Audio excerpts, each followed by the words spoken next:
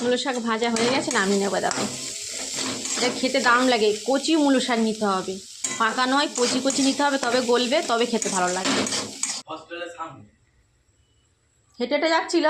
হ্যাঁ দেখো, করিস না। মূলো শাক, এটা হচ্ছে মূলো শাক, সেদ্ধ বসিয়েছি, সেদ্ধ করে রান্না করবো, একটু নুন দিয়ে সেদ্ধ করে নিচ্ছি। মোটামুটি হয়ে গেছে, এবার নামিয়ে নেবো।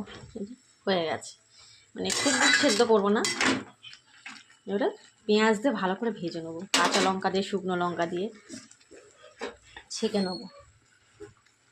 দেখতে হচ্ছে নামিয়ে নিয়েছি মূলো শাক। মূলো শাক সবাই চেনে, অবশ্যই মূলো শাক সবাই চেনে। মুলি কি পরোটা, মুলিকে মানে মুলির হচ্ছে শাক। মোটামুটি এই দেখো 50% গলে গেছে, আর 50% গলাবো হচ্ছে কি ভাজা করতে করতে। ঠিক আছে, পেঁয়াজ দিয়ে ভাজবো। পেঁয়াজটা কেটে নেওয়া যাক। দাও পেঁয়াজ দাও। হ্যাঁ পেঁয়াজ রান্না করবো তো শোনা। তেল গরম হয়ে গেছে, দুটো শুকনো লঙ্কা, পেঁয়াজ, কাঁচা লঙ্কা দুটো,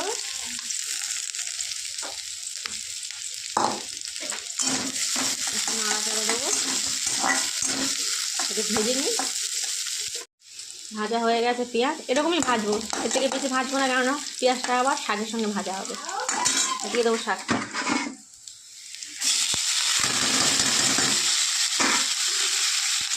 এবারে পড়বে নুন আর হলুদ। সেদ্ধ করার সময় নুন দিয়েছিলাম, তাই অল্প দিলাম। একটু হলুদ দেবো। ব্যাস, আর কিছু দেবো না। নামানোর আগে একটু চিনি দিয়ে মিশিয়ে তারপর নাড়াচাড়ে নামিয়ে দেবো। ততক্ষণ ভাজতে লাগি, যতক্ষণ না ভাজা হচ্ছে। এটা সম্পূর্ণ ভাজা হয়ে গেলে আরও কমে যাবে। ভাজতে লাগিয়ে পরে ফিরে আসছি। একটু নাড়াচাড়া দিয়ে ভেজে নিয়েছি, এবার দিয়ে দেবো একটু চিনি। চিনি দিয়ে খানিকক্ষণ নাড়াচাড়া দিয়ে ভেজে নামিয়ে নেবো।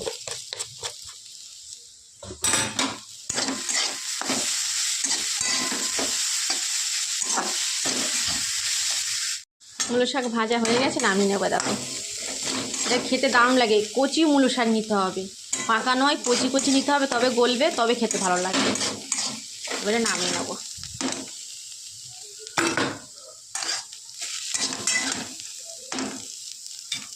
হয়ে গেছে, কতটা কমে গেছে দেখতে পাচ্ছি। অনেকটা দেখাচ্ছিল, যত ভাজবে তত কমে যাবে। ছোট এক বাটি হয়েছে।